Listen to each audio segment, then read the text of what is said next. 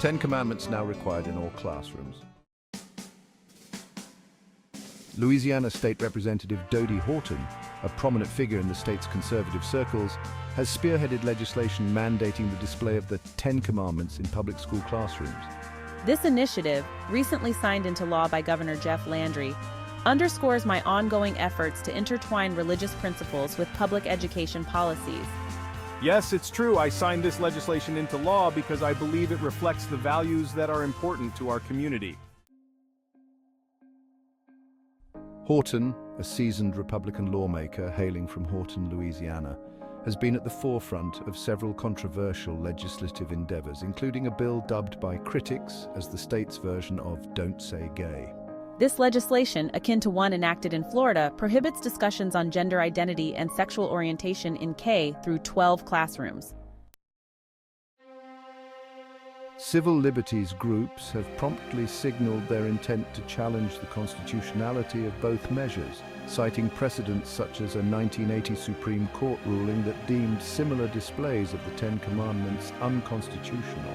We believe these measures infringe upon the separation of church and state and are prepared to take legal action to protect our constitutional rights.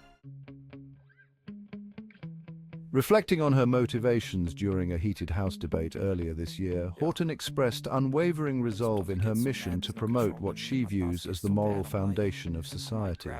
I'm not concerned with an atheist. I'm not concerned with a Muslim.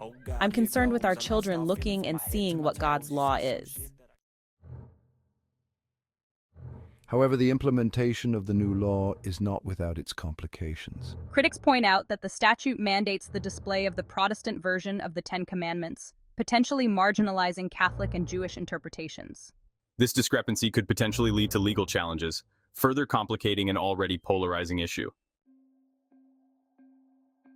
Born into a law enforcement family in Shreveport, Louisiana, Horton's political career has been marked by her advocacy for conservative values in a region historically aligned with Protestant Christianity. Despite lacking a college degree, Horton's ascent from legislative assistant to elected official underscores her deep roots within her community and her ability to navigate complex legislative terrain.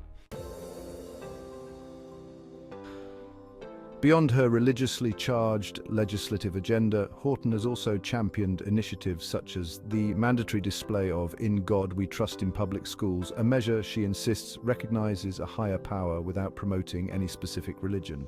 My legislative track record reflects a commitment to addressing local concerns such as crime reduction and tax cuts.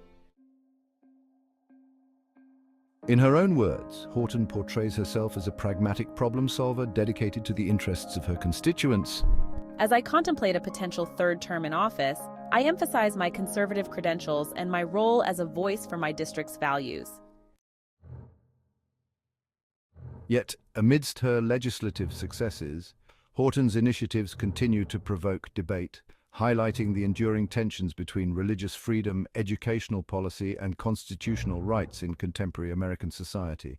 These measures, while well-intentioned, risk infringing on the constitutional separation of church and state. As a parent, I worry about the implications this has for my children's education and their exposure to diverse viewpoints. The legal landscape is complex, and any legislation that intersects with religious expression must be carefully scrutinized to ensure it aligns with constitutional principles.